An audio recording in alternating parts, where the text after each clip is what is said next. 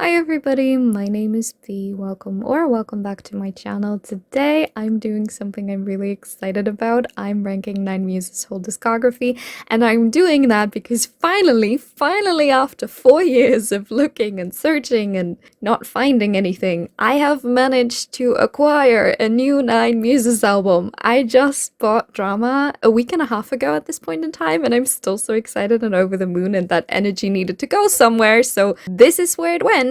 Let's start.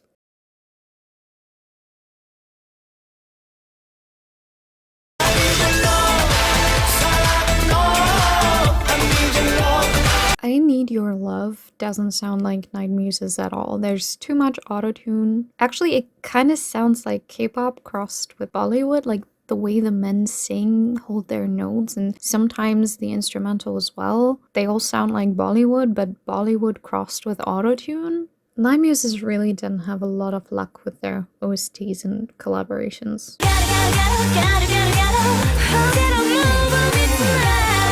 Get Up is a cover of Baby Vox's Get Up, which it is not an improvement, but it's kind of fun that this exists. Before making this video, I had no idea it did, so finding it was an interesting surprise. 9muses parts are honestly fine, mostly, but I don't like the rappers. They're kinda unnecessary, and the weird autotune warping was unnecessary too. When I first got into 9muses, I checked out their stuff chronologically. The first time I listened to Figaro, I remember I could barely believe my ears. The absolute gigantic leap in quality and skill level from No Playboy to Figaro is possibly some of the best improvement within K-pop, and a clear indicator that 9muses was debuted too early and with the wrong concept. I'm convinced they would have been taken much more seriously had Figaro been their debut. Such a fun disco sounding song, it's perfect. It ranks this low for one reason only. There's a clacking sound at the very back of the instrumental that's used consistently throughout the entire song that's driving me nuts. I hate it so much. It ruins the entire experience for me. Also, never play this song while driving. It sounds as if your car breaks down. It's terrible. It makes the song unlistenable to me, which is such a shame because it's such a good song, but there's this one teeny tiny thing in the background of the instrumental, but I can't deal with it. I simply cannot deal with it.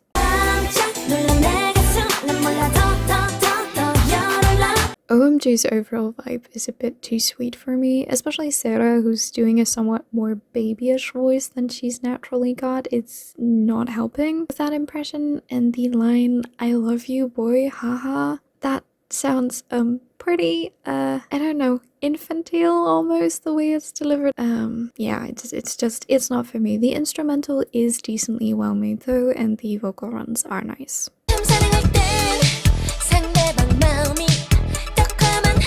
Whatever is This Is Way Too Sweet For Me Part 2. At least they don't do that aegyo voice during the rap part, but I don't know. Edgy's rap just overall is like high-key the best part of this entire thing, but the song still feels like 9muses, but directed by JYP. The sci-fi stun gun noises though are really fun, especially because they sing a line where it's like, "This is not fiction," and then we have a noise included into the instrumental that is commonly associated with like sci-fi. I think that's funny.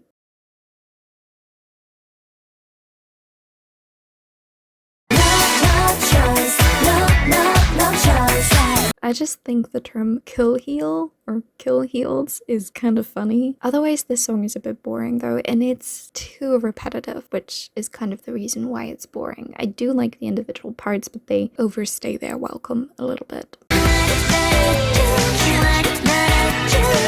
Lip to Lip isn't bad or anything, but for some reason I feel like the lack of members is extremely noticeable within this release. 9muses always had changing lineups, but I didn't think any change bothered me quite as much as this one. Maybe it's because none of the OG rappers are left. 9muses rappers always had pretty distinct voices, and while I think that's true for Soojin as well, to a degree, her rap voice leans more into a whispering sound. Whereas Iuerin especially had a very husky voice, yes, but also a very strong one. I don't know, I really can't recall a single rap she did that I ever disliked because you could always hear so much attitude in her delivery, and I guess I'm missing that here. I don't know. Sujin's tone just works really well within a specific set of circumstances for me, but it's not as universally applicable. Also, I do think you can hear within this release that the instrumental is still very much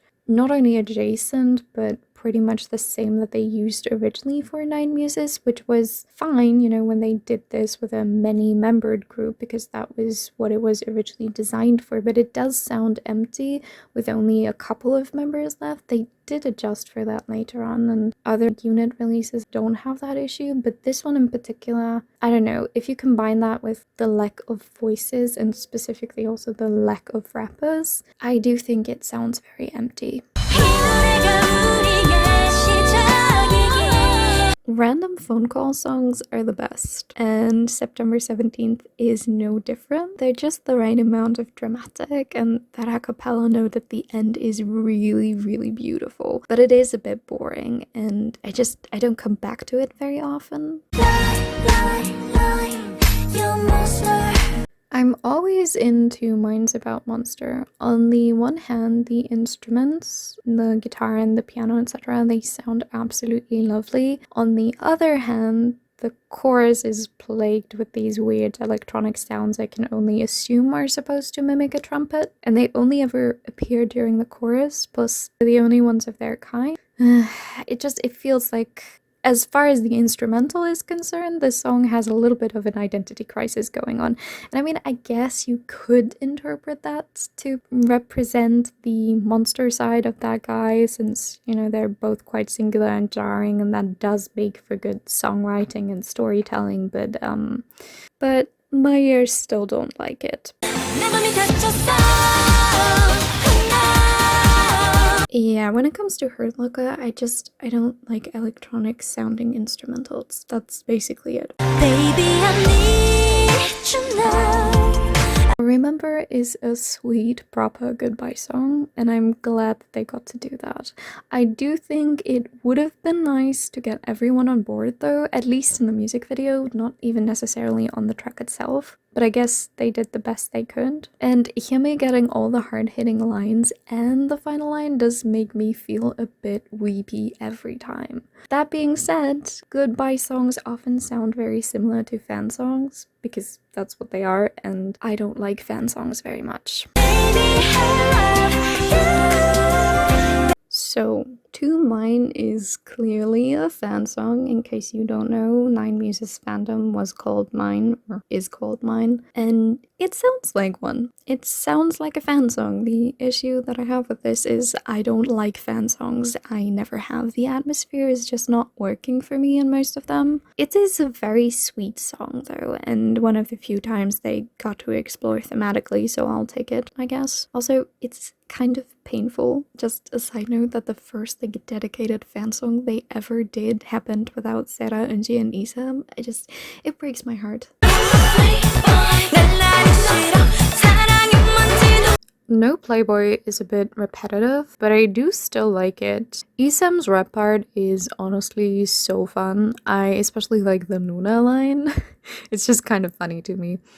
But I only like it as a song. As everything else, I generally hate how people treat debuts, often as the end-all be-all. But in this particular case, I am convinced that No Playboy played a huge role when it comes to 9muses and their reception. They very obviously were vocally not up to par, and yet they were rushed to debut with a concept that counted more on sex sells than anything else.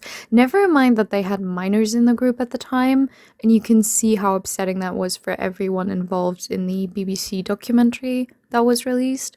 But if you couple that with the very apparent low skill level at the time, most people who would have been interested in them originally for their talent very evidently didn't stick around. Of course, the frequent lineup changes later on and being marketed as the model group didn't help either, but I do think they were set up on the wrong path with this debut in a way they could never truly recover from, which is a shame. 9muses is a brilliant group, and I wish they got the respect for their craft that they deserve.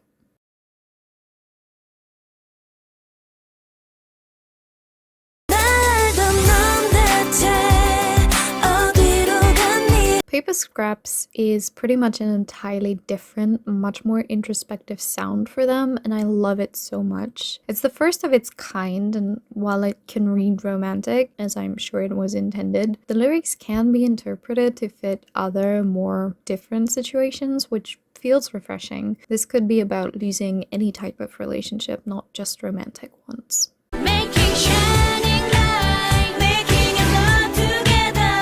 Give Me is actually, and somewhat surprisingly, not bad. The instrumental does remind me of a bunch of different songs, so it is losing a couple of points for lack of originality, or rather, it's losing because of the comparison. The lyrics are also just really weird occasionally, especially during the pre-chorus. We have lines like, making me love with me, making shining light, making hot love together.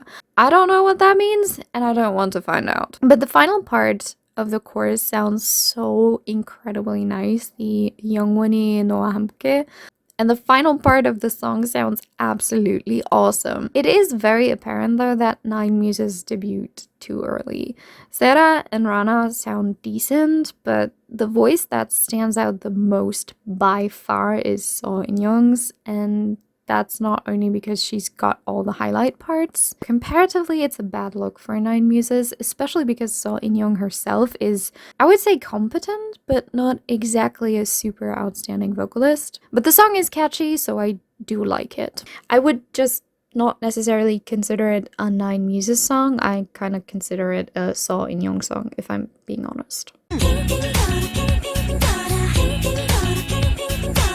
I like how high and how soft the Ping Ping Ping is sung. They really mimic that sound very well. It's a nice instance of onomatopoeia. The song overall feels a bit unbalanced though, at least sometimes. There are a couple instances during which their vocals get drowned out and kind of get lost in the instrumental.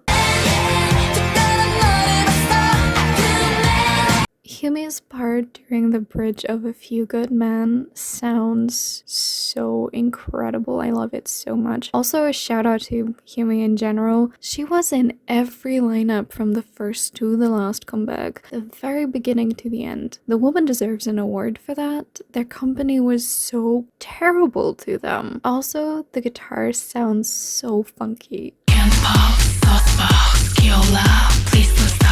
There's this one section during the chorus of Love City where the chord progression sounds very reminiscent of classical music, or rather the way classical music is often depicted in newer musical interpretations, you know, whenever people want to draw parallels to it, and I think that's fun. It is an excellent match for Soojin's vocal tone as well. Her rap is amusingly nonsensical at times. Like, you can absolutely grasp the general idea, but individually it doesn't really make that much sense. Like, Scandal Pop Saucebox? What?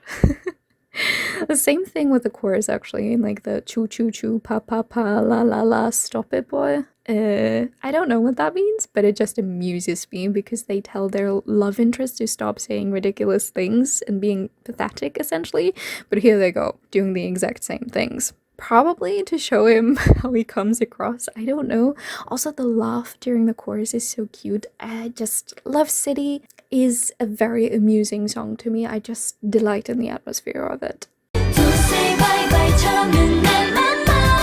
Just Looking's lyrics are so pretty. They keep repeating certain ideas within a single line, but always in a slightly different version. And I just love how that sounds. I love the 주르륵 sound during the chorus. The word just sounds so pretty. I could listen to that for days on end.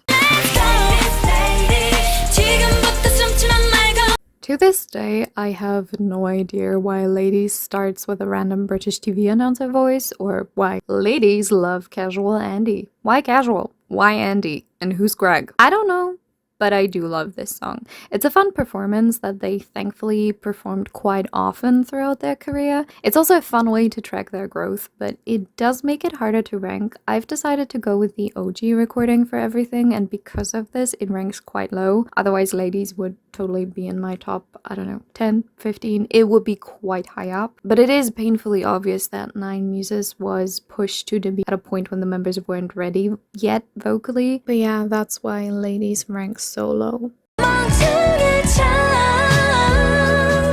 Last Scene's guitar sounds so beautiful. I love that it gets its own instrumental break. Last Scene in general has such a lo-fi, chill vibe. Their singing sounds beautiful too. It's soft, introspective, melancholy. They really nailed this song's message, you know, being in pain because of a breakup. The lyrics also capture this beautifully. Only a speck of dust remains and our hot days are cooling down. I just like how visual the language is.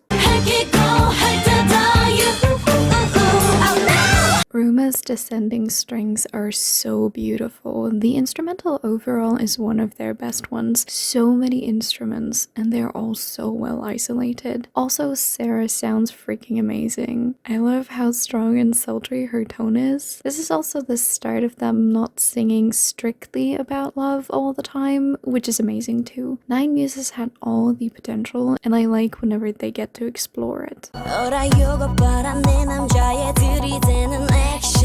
There's a lot of action going on here, and action overall is also a bit more aggressive than the rest of their discography, so it's nice to get that variety. Just a Girl's rap sounds so soft. This whole song feels like floating. Their voices in the instrumental complement each other perfectly. Nothing overshadows or outshines the other. It's like a small babbling brook that gently sweeps you along. I also love songs that peter out, which this does, and it fits so perfectly. Dolls is a bit mellow for my taste, especially the instrumental doesn't really offer too many dynamic changes, but brass is always good, so kind of evens out. As is a singing Esam. I'll take her any chance I'll get, especially on a title track.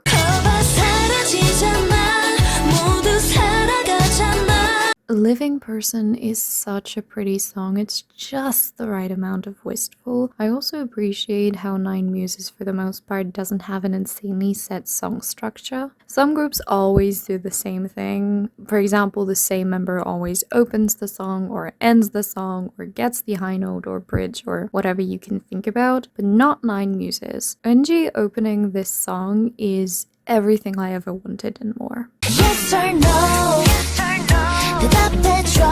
I adore the way Mina inserts herself into the conversation in the beginning of the song. It's like she's the little devil angel character on your shoulder sharing her annoyance or disbelief with the situation. Like that inner voice in a TV show or book or something. It's almost breaking the fourth wall, which is an insane thing to do in a song, but Yes or No does it. And it's so good. Plus that one line during the chorus sounds so pretty. The Marepa Ballino Moni. Sungha does a great job with that line in particular.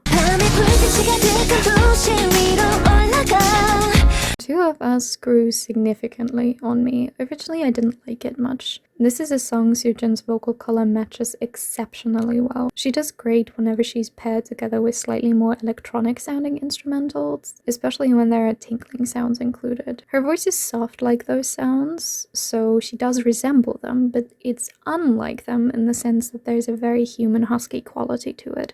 It's a nice contrast and a good fit simultaneously.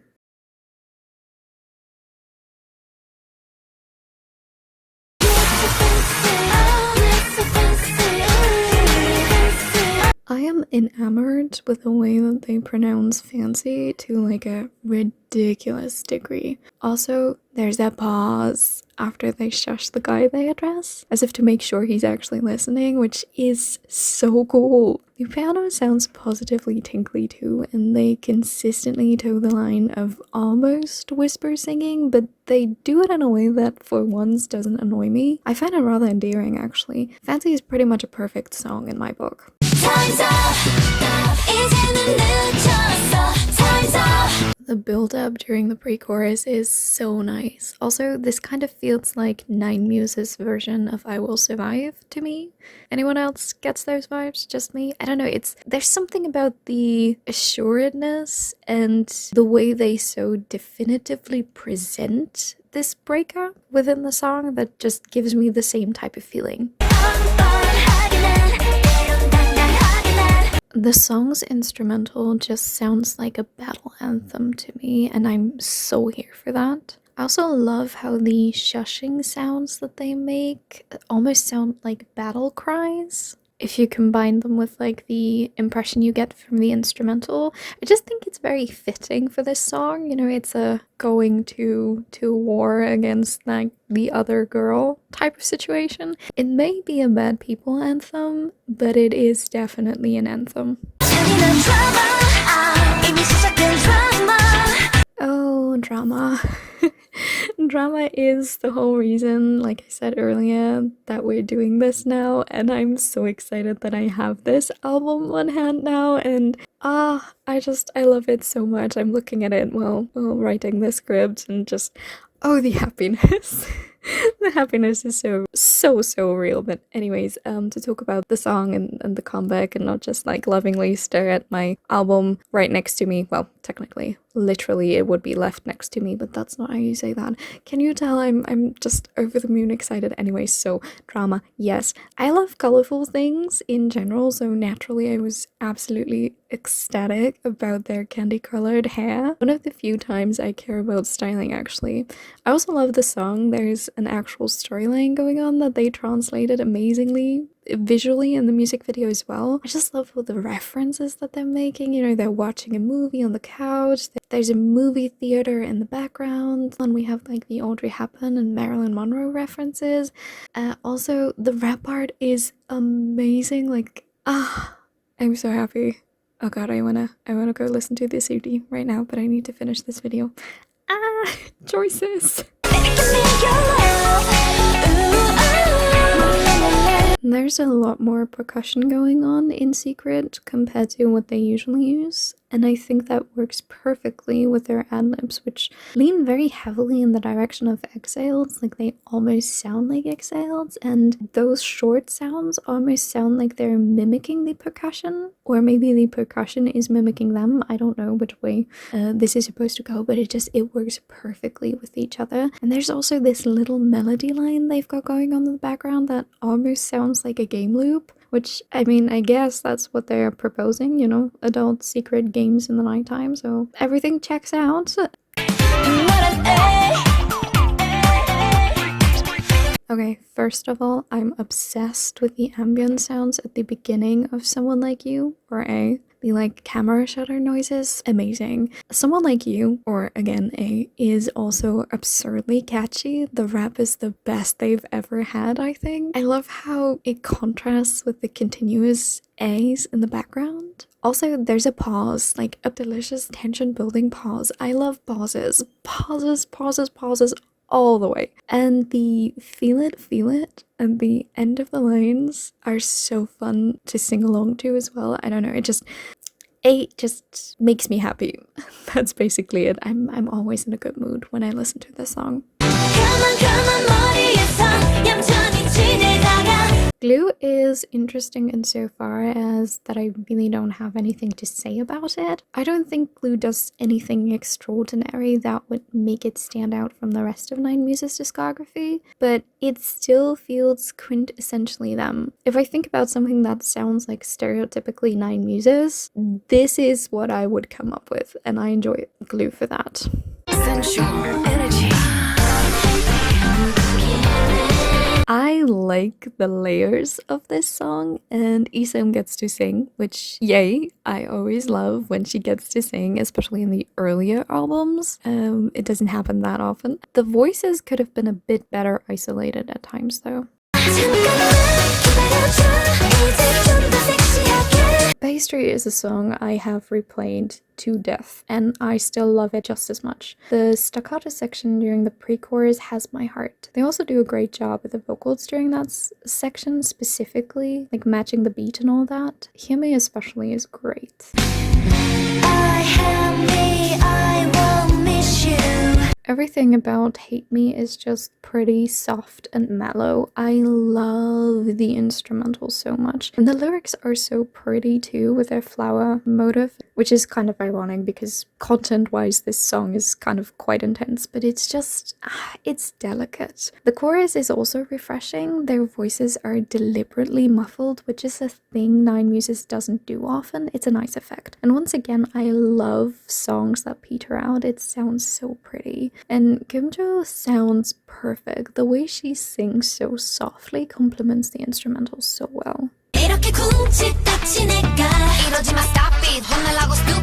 I don't think I could properly describe how much I love this song if I tried, but I shall try. I think the first thing you need to know is that when I found this song, I spent like 3 days straight listening to this and this one only. It's so amazingly catchy, and there's brass, which it's always great when there's brass. The rap's very fun too though, and what I really like are the background vocals that are happening. They have not only like some serious ad-libs going on, but there are also these little OOs in the background that almost remind me of the, I don't know, big ensemble numbers you would find in like musicals and stuff, where a character is, you know, telling whatever story it is that they're telling, and then they have an in-musical, in-universe audience that is like reacting to them and going like, oh yeah, oh tell me more, which ironically that is what I was thinking about, like Greece's summer nights, where you have like the whole audience of friends that they're telling this to and they're all like oohing and ahhing in the background.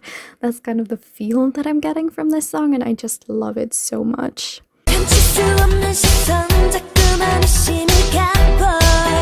The almost sigh that is Tonight during Miss Agent's pre-chorus, that sounds like heaven. I also really like the almost call and response, like the echoing that they got going on with the boy oh boy at the end of their lines. This song is the one with which the album really earns their retro throwback status. If you told me this came out during the 80s, I would have 100% believed you. Oh, Sleepless Night. I don't even know how I could put my love for this song into words. I'm not kidding you. The month I found this album, this was like my most listened to song. I love the atmosphere. I can and I have totally gotten lost within it. It's also a perfect song to loop while learning. I also love that there's a phone sound you can hear in the instrumental while Yuerin sings about calling the guy at least once a day. It's just, I love stuff like that.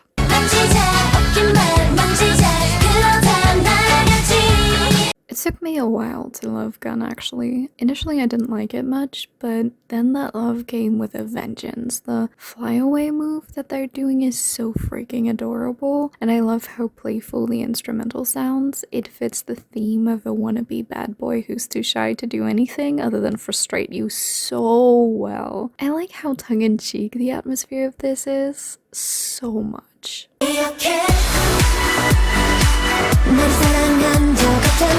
Remember was the first 9muses title track I've ever heard. Very much a hook, line, and sinker moment for me. I've loved them and this song from the very first moment, and Remember has only grown on me over the years. 9muses is one of the rare groups where I'd argue they've been consistently improving throughout their entire career. The instrumental is so delightfully diverse, especially the build-up before the chorus is masterful, and the music video is also really interesting. It's dark, but very interesting, and it fits the lyrics well too.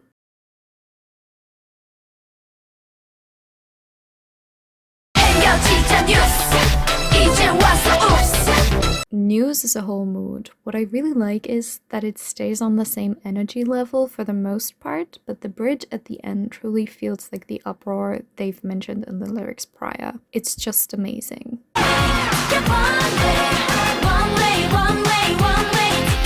I love the strong identifiable theme Ticket's got going on. All of the different aspects are themed so well around the Ticket metaphor, the terrain in the music video, the airport ground control movements they incorporated within their choreo. Plus, Ticket is insanely catchy, and Sera sounds absolutely lovely too.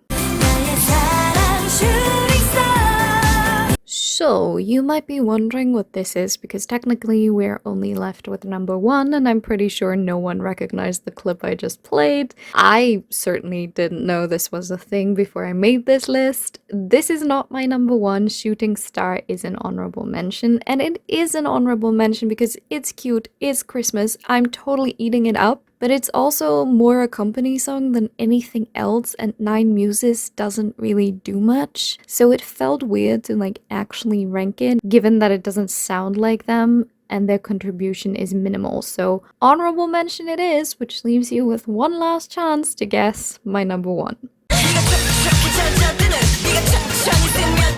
Wild is perfection. Inji's That Spotlight section is my favorite moment in their entire discography. I once watched a 10-minute compilation of it. It wasn't enough. It will never be enough. I love this song. I love it so much. It's perfect. And that's it. Tell me, do you agree? Do you disagree with my ranking? I'm pretty sure you disagree with my ranking. I know I made a couple choices that are unpopular, but you know, personal taste is a thing. If you have any comments or questions, let me know. Leave me a comment down below. Thank you so much for watching. I hope you had fun, and I'll see you next time. Bye!